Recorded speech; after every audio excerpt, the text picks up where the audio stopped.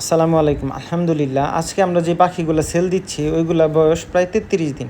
আর মাশাআল্লাহ পাখিগুলো যথেষ্ট চঞ্চল আছে। আর যেই আঙ্কেলের কাছে পাখিগুলো সেল দিচ্ছি উনি আসলে একজন পল্লী চিকিৎসক, পদ্মার ওই পাশে ওনার বাসা, জায়গাটা মনে নাই।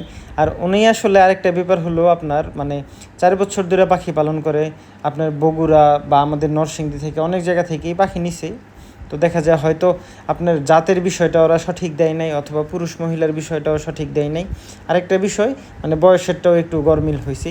তো সব মিলে ইনশাল্লাহ সর্বশেষ আমাদের কাছ থেকে পাখি নিতে আসছে। আমরা 100% চেষ্টা করছি নিজে থাইকা যাতে পাখিগুলো আল্লাহর রহমতে সবচেয়ে ভালো যায়। আর ওনার বাসার আর আমার বাসার ডিস্টেন্স অনেক দূর, এই জন্য ওই জায়গায় যাতে ভুল না হয় এই জন্যও আমরা অন্তত দেখা যায় 20%, কোনো খামারি যদি পাখি নিতে চায় তার চেয়ে 20% পাখি আমরা খামারে বেশি রাখি, যেন সবগুলো পাখি থেকে বাছাই করে দেওয়া যায়। কারণ দূরের পাখি হলে দূরের বা কাছে যেই পার্টিই হোক, কারণ ওই জায়গায় আপনার এক্সচেঞ্জ করার সুযোগ নেই যে ভুল হয়েছে পাখি ফেরত দিয়ে আবার নিয়ে গেছে। এই জন্য চূড়ান্তভাবে দেওয়ার জন্য আমরা প্রয়োজনের চেয়ে একটু বেশি পাখি রাখি, যাতে আল্লাহর রহমতে আমরা ওই পাখিগুলো মন মতো যাতে ইনশাল্লাহ পাখিগুলো দিতে পারি। কারণ হলো খামারি যদি ভালো না থাকে কোনোভাবেই আমাদের পরের সিজন বা পরের সময় পাখিগুলো সেল দেওয়া কঠিন।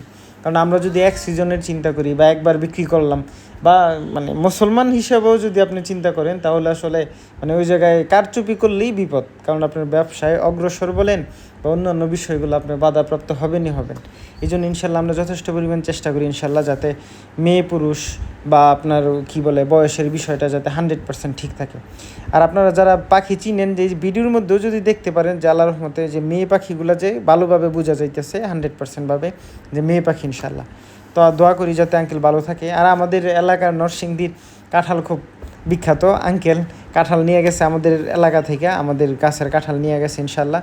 আর কাঁঠালগুলো খুবই মিষ্টি। আরেকটা কাঁঠাল আমাদের তরফ থেকে দিয়ে দিলাম যাতে আঙ্কেল বাসায় নিয়ে খাইতে পারে, আন্টিরে নিয়ে। দোয়া চাই। আর অবশ্যই আসবেন আমাদের খামারে, কাঁঠালের দাওয়াত রইল সিজন থাকা অবস্থায় ইনশাল্লাহ। আসসালামু আলাইকুম রহমতুল্লাহ।